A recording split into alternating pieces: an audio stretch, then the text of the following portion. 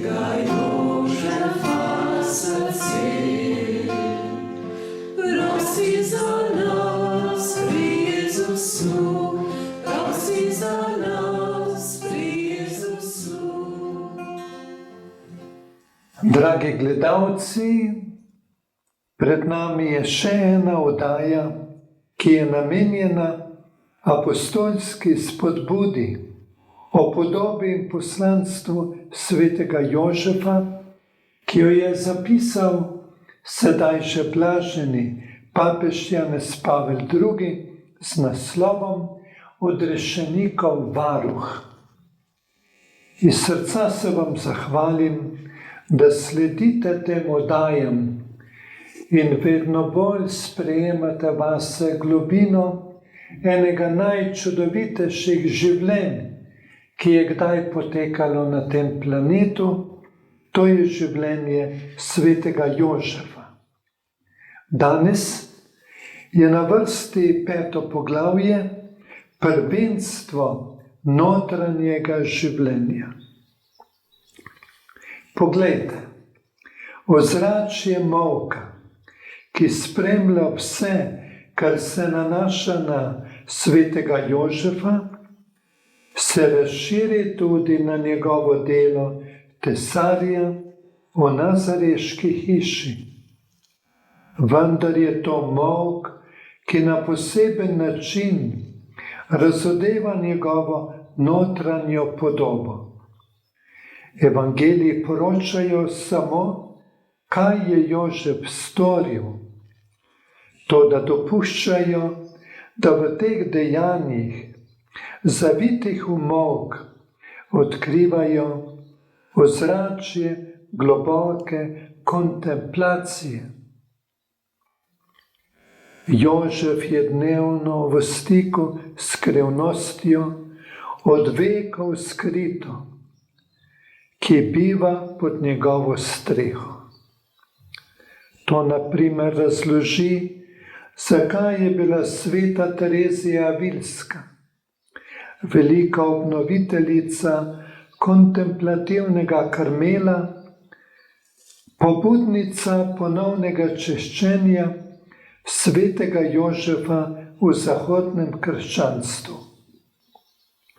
Popolna žrtev, zares popolna žrtev, ki jo naredi Jožef iz vsega svojega življenja za potrebe odrešenikovega prihoda v svojo hišo, je črpala pravi nagib iz njegovega zelo globokega notranjega življenja, od koder je dobival čisto posebne ukaze in pomoči in od koder so mu pritekale doslednost in moč, lastni preprostim in prozornim dušam.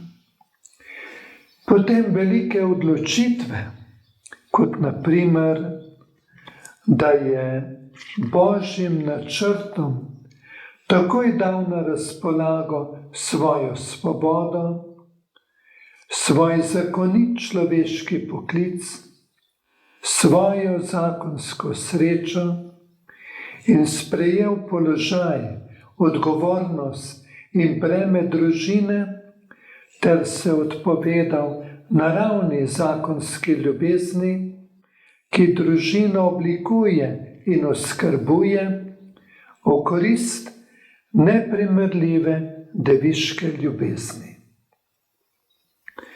Ta podrejenost Bogu, ki je pripravljenost volje, da se posveti vsemu, kar zadeva služenje njemu, ni nič drugega kot izvrševanje pobožnosti, ki je eden od izrazov kreposti bogovdanosti. Življenjska skupnost med Jožefom in Jezusom pa nas sedaj vabi, da se poglobimo v skrivnost učlovečenja prav pod vidikom Kristusove človeške narave, učinkovitega orodja božanstva za posvečenje ljudi. V moči njegovega božanstva so bila Kristusova človeška dejanja za nas vse zveličavna, ker so v nas povzročala milost, bodisi zaradi zasluženja ali zaradi določene učinkovitosti. Med temi dejanji dajejo evangelisti prednost tistim, ki so v povezavi z velikonočno skrivnostjo. Toda to moramo vedeti, da ne pozabijo poudariti pomembnosti telesnega stika z Jezusom pri ozdravljenjih. Kakor na primer pravi Matej v 1. poglavju in v 41. vrsti.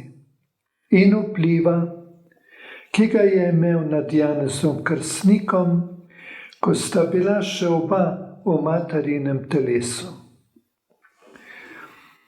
Apostolsko pričevanje, kakor smo videli, ni pozabilo opisati Jezusovega rojstva, obreze, darovanje v templju, bega v Egipt in skritega življenja v Nazaretu, in to zaradi skrivnostne milosti, vsebovane v takšnih dogodkih, ki so vsi zveličavni, ker vsi izvirajo iz istega ljubezenskega vira, iz Kristusovega božanstva. Če je ta ljubezen po Kristusovi človeški naravi sijala na vse ljudi, so je bili razumljivo prvi deležni tisti, ki jih je Božja volja postavila v njegovo največjo bližino. Seveda, to je Marija, njegova mati, in Jožef, njegov domnevni oče.